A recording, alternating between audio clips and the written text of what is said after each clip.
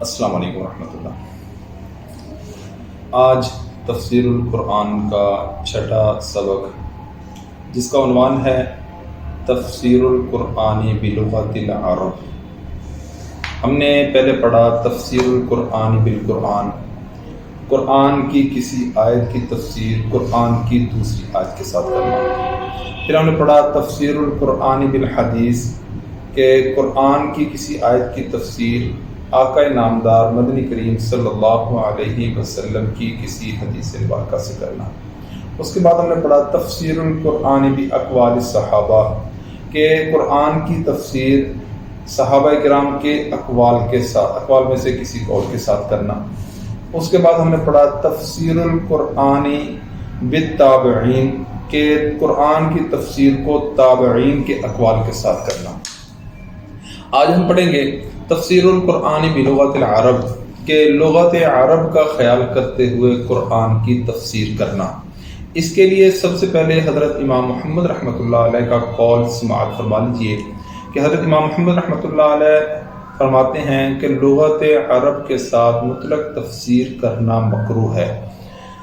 اس لیے یہ کیوں فرمایا؟ اس لیے کہ لغت عرب بہت وسیع ہے، اور تب خرابی لازم آتی ہے جب ایک لفظ کے کئی معنوں کے اندر استعمال ہوتا ہے اور وہاں پر کثیر الاستعمال معنی کو چھوڑ کر قلیل الاستعمال معنی مراد لے لیا جائے، تب خرابی لازم آئے گی۔ لیکن اگر یوں کیا جائے کہ جو لفظ کئی معنوں میں استعمال ہوتا ہے، تب اس کے قلیل الاستعمال معانی کو چھوڑ دیا جائے اور کثیر الاستعمال معنی مراد لے لیا جائے، تب خرابی کی صورت لازم نہیں آتی۔ لیکن ہمیں کوشش کرنی چاہیے کہ ہمیں قرآن کی تفسیر پہلی 4 قسموں میں سے کسی قسم میں سے کر لینی چاہیے۔ لغت عرب ہمارے سمجھنے، ہمارے فہم کے اندر بھی غلط ہو سکتی ہے، اور قلیل کثیر استعمال کے مطابق بھی فرق آ سکتا ہے۔ تو آج ہم پڑھ رہے ہیں، اس کی ہم مثال کی طرف چلتے ہیں کہ قرآن کی تفسیر لغت عرب کے ساتھ اس کو معتبر تسلیم کیا گیا ہے۔ حضرت امام امیر المؤمنین خلیفۃ المسلمین سیدنا فاروق اعظم رضی اللہ تعالی عنہ، وہ فرماتے ہیں ایک مرتبہ انہوں نے مدینہ مسجد نبوی کے اندر صحابہ کرام سے پوچھا کہ مجھے بتایا جائے او یأخذہم علی تخوف، سورہ نحل کی آیت نمبر 47۔ یہاں پر تخوف کے کیا معانی ہیں؟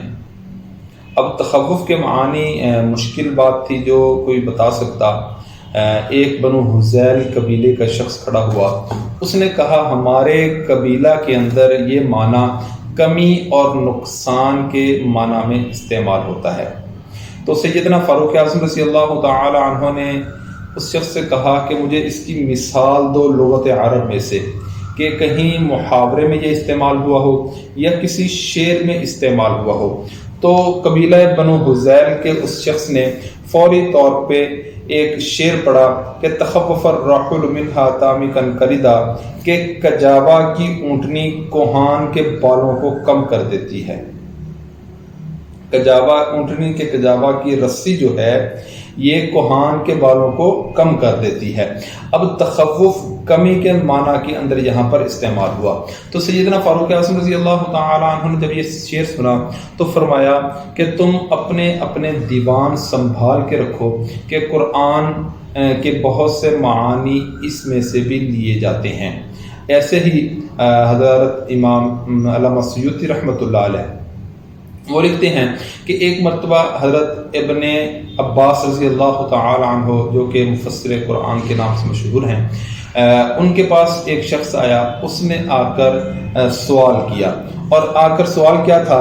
سوال یہ تھا کہ عن الیمین و عن الشمال عزین، کہ عزین لفظ کا معنی کیا ہے؟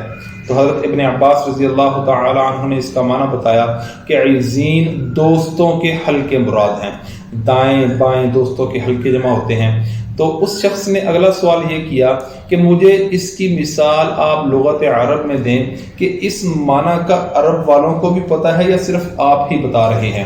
تو حضرت ابن عباس رضی اللہ تعالی عنہ نے فوری طور پہ عبید بن الابرس کا شعر پڑھا کہ فجاءوا یہرعون الیہ حتی یکونوا حول منبرہ عزینا، کہ یہ شعر یہاں پر عزینا کا لفظ استعمال ہوا، اور عزینا کا لفظ جو استعمال ہوا اس کے معنی دوستوں کے حلقے مراد ہے اس شعر کے اندر بھی۔ تیسری مثال، اسی شخص نے اگلا سوال یہ کیا کہ قرآن مجید میں لفظ آیا الیہ الوسیلہ، آپ مجھے وسیلہ لفظ کے معنی بھی بتائیں۔ تو حضرت ابن عباس رضی اللہ تعالی عنہ نے فوری طور پر بتایا کہ وسیلہ لفظ کے معنی ہے ضرورت اور حاجت کے۔ تو اس شخص نے اگلا سوال کیا کہ مجھے بتایا جائے کہ آیا اس لفظ کے معنی بھی اہل عرب کو معلوم ہے یا نہیں؟